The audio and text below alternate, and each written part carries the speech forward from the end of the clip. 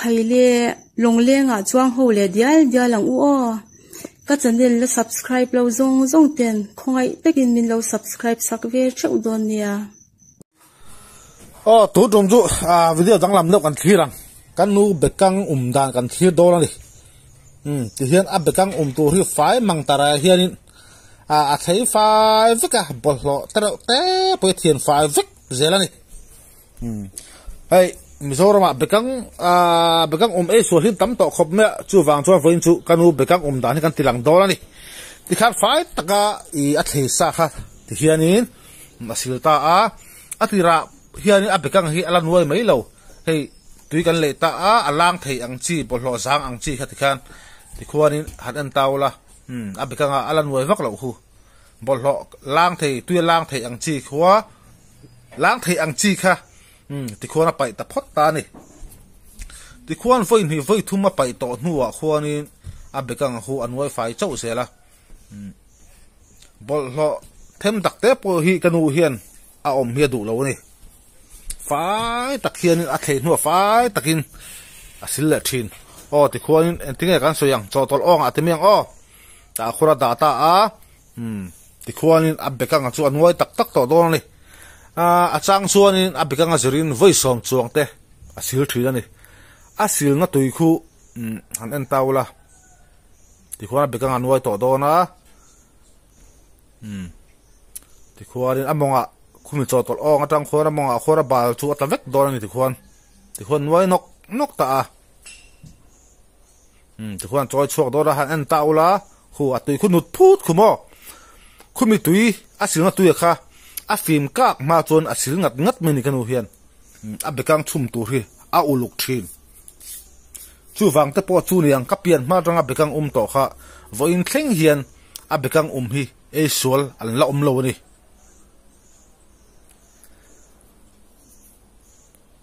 khu abal zia khumo ti khwan te po khwarin voinga a sil to ni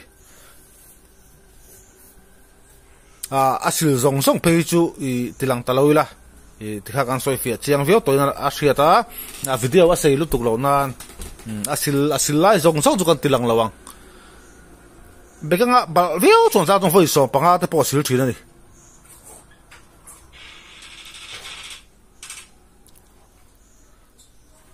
tikhanin khai a bekang chola te po kan thir chho zel dora ni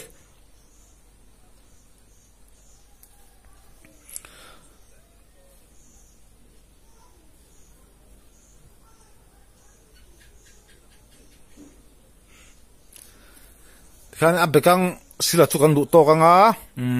ti hian a chum ta ani bekang hi hei bekang hi thil min har ve deuh mai nia chu wang chuanin a gas a hian kan chum ui thina chu wang chuan ti hian me a hianin kan chum thina ni tin kanu hian a chum po hi a uluka min thalo chu a ngai lo ni min tak hian a chum thina ni tin a min tom a ngai a hian kan han son ta a ta chuan kan hmet chin ta a bekanga kha kan han hmeta duai la sak deuh chuan a chuang non le mai zel ti han en tai la hei bekang tui hrisel lutukani bekang tui hi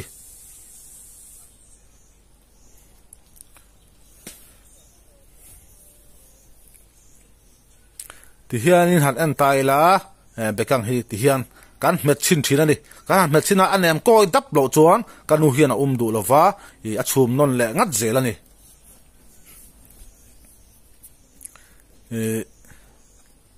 hey soitong khan kanu hi ka zota enti ka tang nge bekang hi tan ka te ka zota karin lo lutuk mai nangma ka pai ma dai atang to chein ka tang to in ka dai to min ti ni rei vet to khopang ka pian ma po ti mai lo nang ma ka pai ma cheina te dei me hei ke pin ni po kan chal to nia a na rei vet to te kha chiang me chu ti khopa na rei to si chuan bekang hi chi sang hi a kual na sadon te kha chiang reng me ama aro chu ti khopa bekang kual na sa si kha a bekang mi tu ma e suran lo lo ni chu kanu hi a chan ka zota ani phejo confit tak phejo min chang chuang lova tu teng an soi dan pok ka tha chuang lo ama ro chu ka chum ha hian ka ma hian fai takin ka thleya tin fai mang tara hian ka sil boka chum hino ka chum re hi an min dap lo chong ko do lowa hei wang te po hi anima na ti min chang ni ke pon ka ring de ulaka kanu hian abikang tu ri au luk em soi tong khan ka kan soi do to lawang I kan soi to kha chu wang chuanin anima na ka abikang hi tu ma e suran lo om lo ati ni kanu in ti chuan hei vai zan ha hi pha ta kanu soi danin vai zan ha ai chuan na kian na hi a tha zo ka a thodu zo ka ti ni tin ti hian an huwa hi a phui tha hle tur ani a bo ruak hi alu chho lo tur ani ati bo ruak a thot chho chuan bekang hi a thomo ati ni kanu chuan ti hian vut thi kan mang thin ta ke ni chuan vut po hi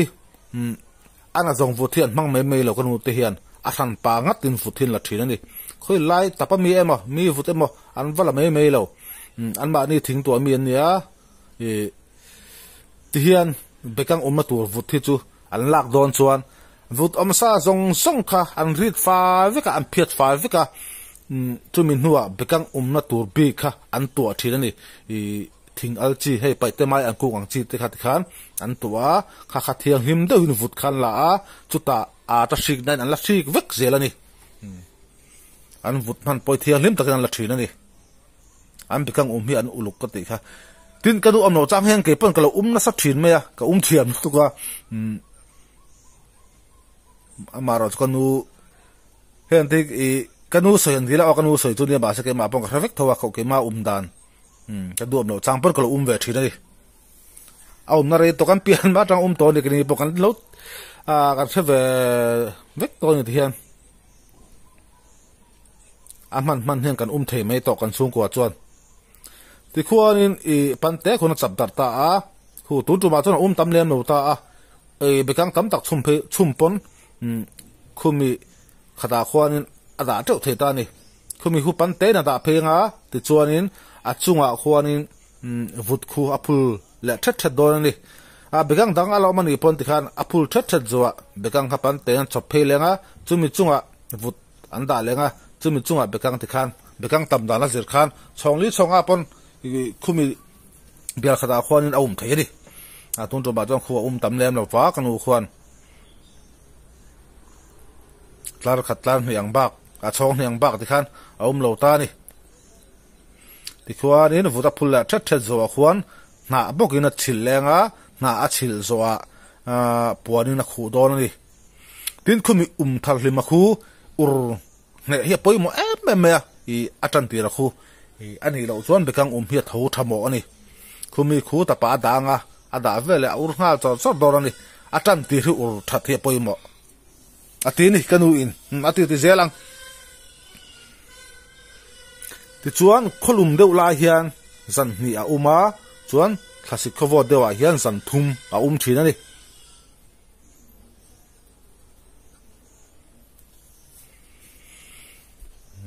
bekang pai pate ba na kan ti dona nghe đi anh thấy hình chú là na kiện na hi athaber atia kanu chuan o vai za na ai khuan ama ro vai za na thana chu hlai tha na tam taka ngai lo wa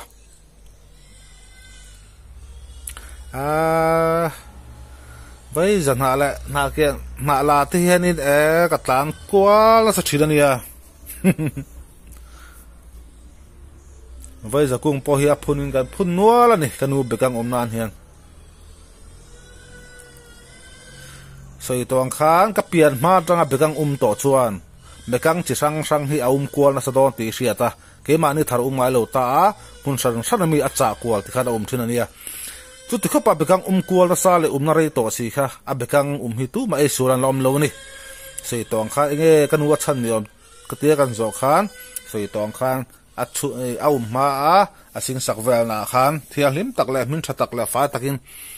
ka ti wang ta po hi ni ma na tia konfi tak chon pe chon thil soi lo ba ke pon ka rin dan vela nia em bekang po chu mila kanu song bol han song bol chon e sual hi hi ka ring vak lo ti chon hei ta soi tong khan khami e alim chor hi chu ur ne adu thin kanu hian ti hian a ur chor chor zelani chon hei he ta hiari sa te hi kanu hian suwa thin ani ama siam hi ti chuanin ai ne hi poibo ati ri atan ti ra hi ti khan zat thuma umang hi nghe ni kan hong ê khai hey chua ro pu la me chi nang à khai khát tiếng nó tí lần chi ni là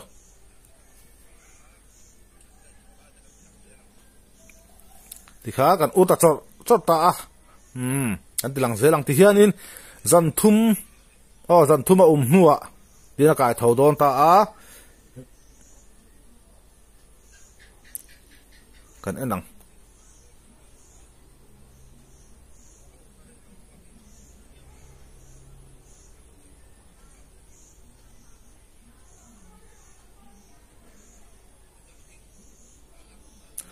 kanu du tak chu ani hi hey bekang thren khati chu mo I a koi a chiao pur zel ania a tui lo te hi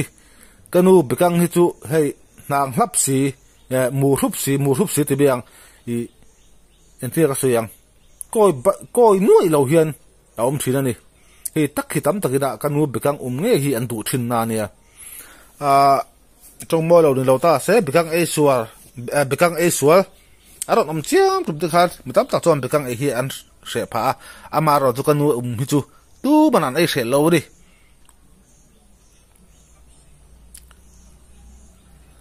kanu hi pilomi nia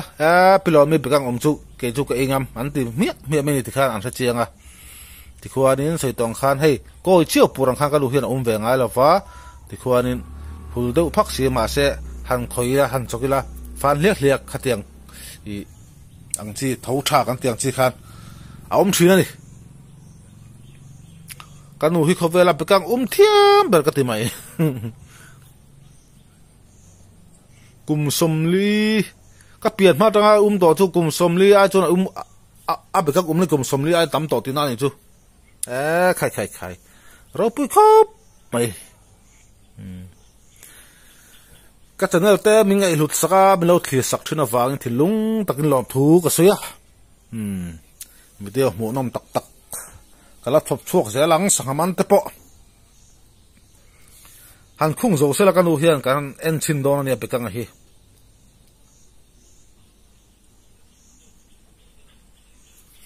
hatia ke ma hian soi du lo hian kanu hi kom ka tu ma kanu hian a ho me thia du lawa chu wang ti hian ni ke ma ha kan lo soi ta du ani thì khác hẳn anh xin rồi là video kan tụ tok đó nè khu thì khoai mò nang ta lại mày nè nang ta lại xin kanu begang hi arim po tui thin hi mi poran du na ani mo thì khác video kan tụ tok kang